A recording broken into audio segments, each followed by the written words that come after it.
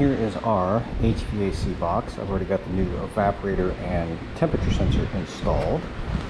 So there's just a series of Phillips head screws all around the box itself. And then the box will split in half, take the evaporator out, and install the new sensor. This is the part number for the sensor itself. So they do recommend, if you are trying to replace just the sensor, this thing comes out really easy, and they don't want that, because if it goes back in, when it goes back in, it doesn't touch the fins. It comes out too easy. So if it's not touching the fins, it's not going to get the correct temperature. So I am replacing the evaporator, which I've already got the new one in there. I've got the new sensor in.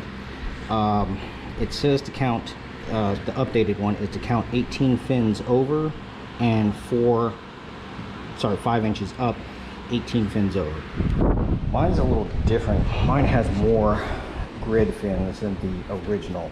So I just measured 18 fins on that one and then measured the distance from point A to point B.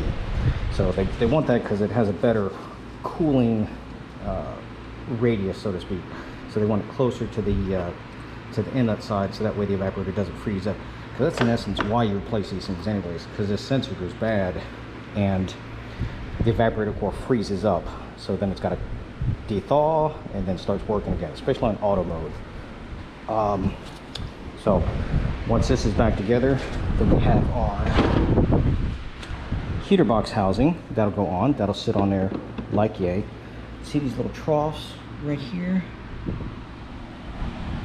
This box will have the same thing when it's split apart, so just make sure everything gets in there and lined up. And this will just, yeah, it'll sit on there like that. I'll show you in a minute when I get it assembled.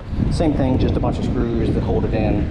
A couple of them will have little pop clips like this that will clip on to help it separate, and then you can put the screws in. So I'm going to get this on, get the heater core back in, and I'll show you what I did for that part. Alright, here's our box reassembled. Here's the heater core. Slide right here. It will then sit in this channel right here. This little plate will come off with just a screw right there. This is a holder for the heater core itself. Screw right there. And then the rest of it, I'll show you on this side here. Just going to screw here, and then there's two on the other side right here that attach. This will be called the heater box. Attach the heater box to the evaporator box, and then everything gets assembled in. Oh, you do need to switch over your H block when you take and put a new evaporator on. So make sure you replace the O-rings, and these are T27, the T30, can't remember. Torx bits, take those out.